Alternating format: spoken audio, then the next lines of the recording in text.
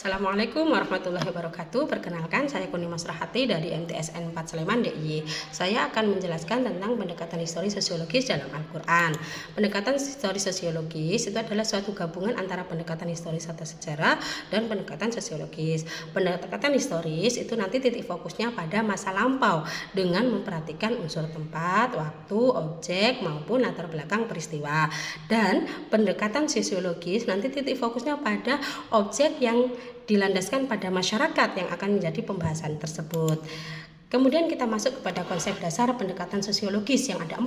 1. Evolusionisme, 2. Interaksionisme, 3. Fungsionalisme, 4. Konflik. Nah, berikutnya kita akan bahas tentang urgensi mempelajari sejarah. Apa sih pentingnya sejarah bagi umat Islam? Yang pertama, kewajiban muslimin itu untuk meneladani Rasul.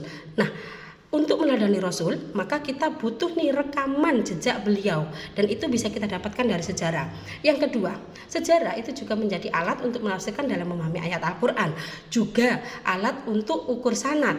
Bagaimana kita mengecek kualitas dan keseluruhan setiap perawi kalau kita tidak tahu sejarahnya. Yang keempat, untuk merekam peristiwa-peristiwa penting, baik sebelum maupun sesudah kedatangan Islam. Sejarah dalam konteks Islam itu menurut Umar bin Khattab sebagai tali pengikat Islam, karena tali pengikat Islam itu akan putus seutas demi seutas jika kita tidak mengetahui sejarah. Artinya kita kembali ke masa zaman jahiliyah. Sekarang kita lihat sejarawan pertama pun Ibnu Khaldun itu dari dunia Islam juga. Masuk kepada sejarah kodifikasi Al-Quran. Apa itu kodifikasi Al-Quran? Menurut para ulama, itu pengertiannya ada 2. Yang pertama adalah menyimpan dalam hati. Menyimpan dalam hati itu maksudnya menghafal. Yang kedua, yakni menuliskannya. Nah, kodifikasi Al-Quran ini sudah dimulai dari masa Rasulullah. Pada masa Rasulullah memang fokusnya itu lebih kepada menyimpan dalam hati, yaitu hafalan. Tetapi sudah ada beberapa gerakan menulisnya. Nah, caranya tadi itu seperti apa? Yang pertama, malaikat Jibril setiap tahun itu akan mendatangi Rasulullah untuk mengecek pemahamannya, untuk mengecek hafalannya dan juga bacaan-bacaannya. Kemudian meminta beliau Rasulullah untuk mengulang-ulang bacaannya tersebut. Dan hal itu juga dilakukan Rasulullah kepada para sahabat untuk menjaga kemurnian Al-Quran. Kemudian pada masa Khalifah Abu Bakar As-Siddiq, pada masa ini Al-Quran itu ditulis berupa lembaran-lembaran dan susunan ayatnya, lalu diberi nama mushaf, dan diteruskan pada masa Utsman bin Affan. Pada Utsman bin Affan, kodifikasi Al-Quran itu dilatar belakangi 2 hal. 1, banyaknya para hufaz yang meninggal dunia. Yang kedua, itu terjadi perbedaan bacaan pada umat muslim sehingga memunculkan perpecahan. Akhirnya Khalifah Utsman bin Affan memerintahkan kepada 4 tokoh sahabat Rasulullah, yakni Zaid bin Sabit, Abdullah bin Zubair, Sa'ad bin As, dan Abdurrahman bin Hisham sebagai panitia pembukuan Al-Quran.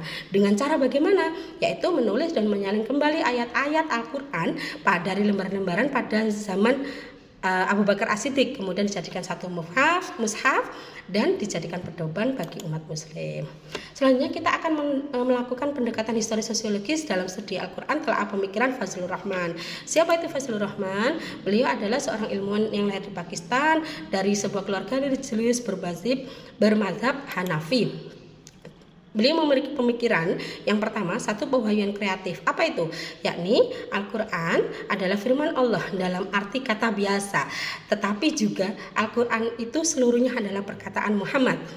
Al-Quran bagi Fazlur Rahman itu terutama sebagai sebuah buku prinsip-prinsip dan seruan-seruan moral, bukan sebuah dokumen hukum. Yang kedua yakni pemikiran tentang double movement. Menurut Fazlur Rahman, dalam melakukan penafsiran itu harus dilakukan 2 penafsiran. Yang pertama, 2 langkah maksud saya. Pertama, itu berangkat dari situasi sekarang menuju kepada situasi Al-Quran itu diturunkan. Dan gerakan kedua itu kembali lagi dari situasi masa Al-Quran itu menuju kepada situasi yang masa kini. Ini diterapkan pada ayat poligami dan perbudakan. Poligami banyak pihak yang mempercayai itu halal dilakukan dalam Islam dengan berpedoman pada Quran surah An-Nisa ayat 3, karena mereka memahami ayat tersebut secara tekstualis. Tapi beda dengan Fazlur Rahman, itu memakai sosiohistoris, di mana ayat itu diturunkan untuk merespon suatu kejadian zaman itu banyak laki-laki melakukan perbudakan kepada perempuan. Yang kedua, menikahi seorang janda dan menjadi wali dari anak yatim, namun tidak lagi adil memberikan tanggung jawabnya. Itu saja penjelasan dari saya, semoga bermanfaat dan memperkaya ilmu kita terhadap penafsiran Al-Quran. Kurang lebihnya mohon maaf. Assalamualaikum warahmatullahi wabarakatuh.